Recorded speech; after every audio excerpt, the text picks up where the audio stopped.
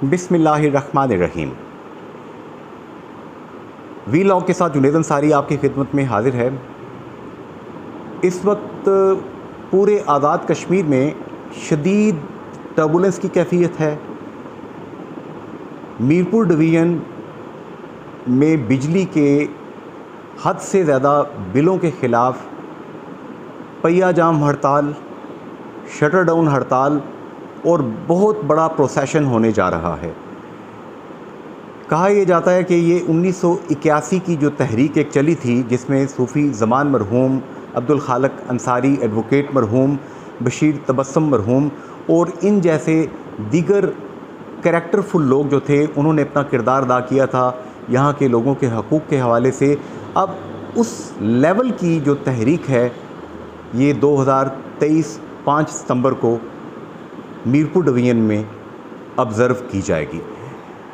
मुतालबा क्या है लोगों का? मुतालबा बहुत सिंपल है कि जब 1960 के अशरे में मीरपुर के अंदर मंगला डैम बनाया गया, तो उस वक्त के पाकिस्तान के फरमारवा, पाकिस्तान के हुक्मरान president field marshal general Ayub Khan ने मीरपुर के लोगों से, आज़ाद कश्मीर के लोगों से ये वादा किया था कि आप लोगों को हम आपका शहर पूरा पानी के नीचे डुबोकर आपको नई जगह पे आबाद कर रहे हैं, डिस्प्लेस कर रहे हैं। कुछ लोगों को पंजाब भेज रहे हैं, कुछ को सिंध भेज रहे हैं। लोग कहाँ से कहाँ चले गए, कुंबे बिखर गए, ख़ानदान बिखर गए, उनके आबाओ अजदाद की कब्रें, उनकी यादें, उनका पूरा मुस्तकबिल दाव पे लग गया। उनका तमाम का तमाम माजी जो है वो शैटर होके रह गया।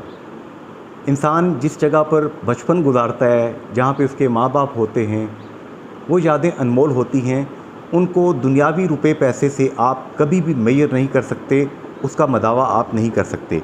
और यहाँ तक उन्होंने कहा उस वक्त कि हम आपके आंसुओं की कीमत भी देंगे। भला आंसुओं की कीमत आज तक कौन दे सका है?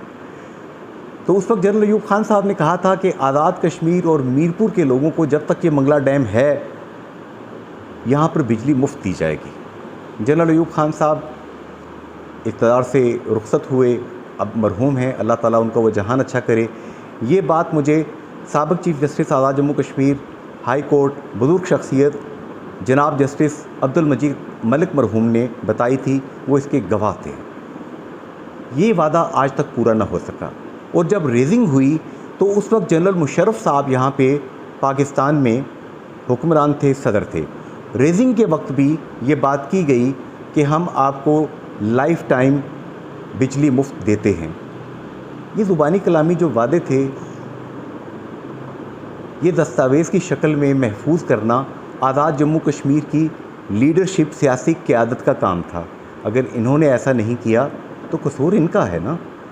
जितनी भी यहाँ पे पार्टियाँ हैं, पहले मुस्लिम कॉन्फ्रेंस थी, बाद में मुस्लिम लीग नून उसके बतन से जन्म ले गई, पीपल्स पार्टी मौजूद थी, पीटीआई बाद में आई।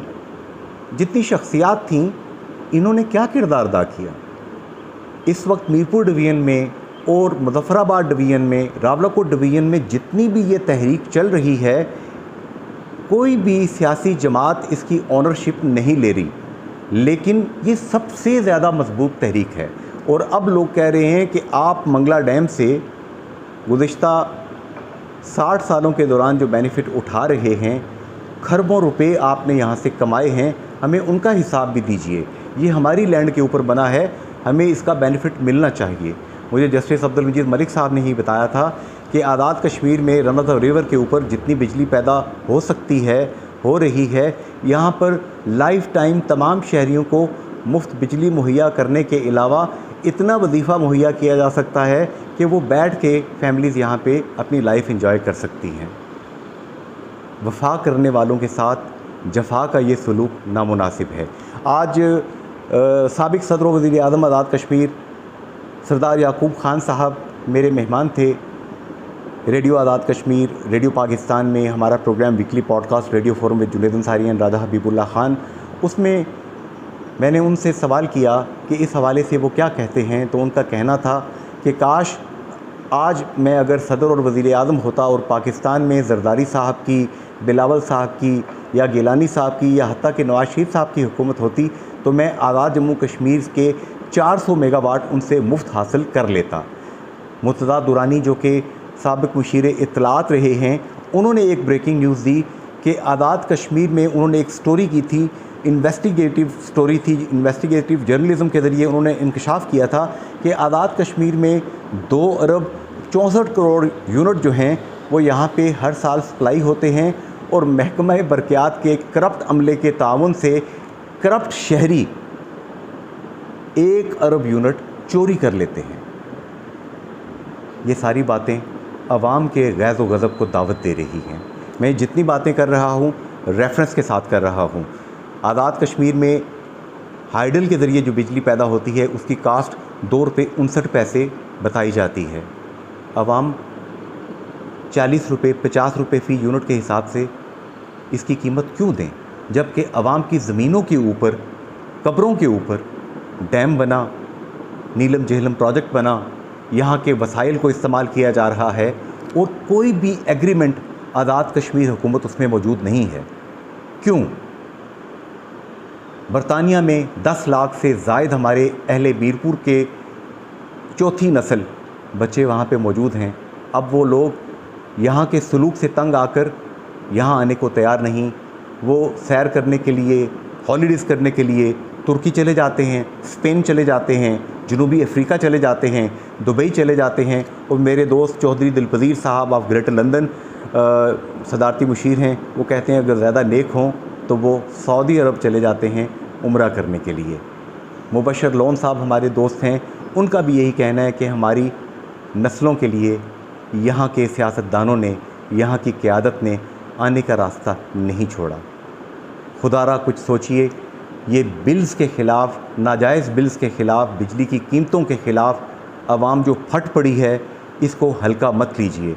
ये सिचुएशन किसी और तरफ जा रही है। मुर्तज़ा दुरानी साहब ने आज ये बात भी कही है कि अब यहाँ के नौजवान लड़के लड़कियाँ, यहाँ के बच्चे, यहाँ के कश्मीरी, जम्मू कश्मीर के लोग कहते हैं कि मकबूदा जम्मू कश्मीर में हिंदुस्तान इन कीमतों पे चीज़ें दे रहा है और पाकिस्तान यहाँ पर उससे 10 गुना ज़्यादा कीमतों पे दे रहा है। लोग बिजली के अलावा दीगर चीज़ें भी कंपेयर करना शुरू हो चुके हैं और यही बात वज़ीर आज़म आज़ाद कश्मीर चौधरी अनवारुल हक साहब ने सेनेट की कायमा कमेटी में ये बात ओपनली कही। वो तमाम वीडियो भी मौजूद है, वो ऑडियो आप सुन सकते हैं, जिसमें अनवारुल हक साहब बड़े दर्द के साथ ये कह रहे हैं कि मैं आखिरी नस्ल हूँ कि जो पाकिस्तान से मोहब्बत करती थी। इससे आगे लोग सवाल करते हैं, बच्चे सवाल करते हैं। गौर कीजिएगा। फ़ी अमान अल्लाह, हाफ़िज़ एंड गुड बाय।